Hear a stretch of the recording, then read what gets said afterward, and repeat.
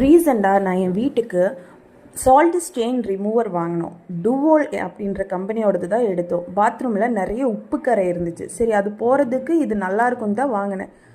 Bathroom clean பண்ணால் அப்படியே அட்டகாசமாக இருந்துச்சு. எனக்கு க்ளீன் ஆகிடுச்சு. பக்கத்தில் பார்த்தா ஒரு டப் இருந்துச்சு. என் வீட்டுக்காரர் சும்மா இருக்கேன்னு அந்த ஸ்டெயின் ரிமூவர் எடுத்து அந்த டப்பை க்ளீன் பண்ணேன். பாருங்கள் எப்படி க்ளீன் ஆகிருக்குன்னு. நான் இதோட கடைசியில் என் பாத்ரூமோட ஒரு போர்ஷன் க்ளீன் பண்ணது எப்படி இருக்குன்னு காமிக்கிறேன்.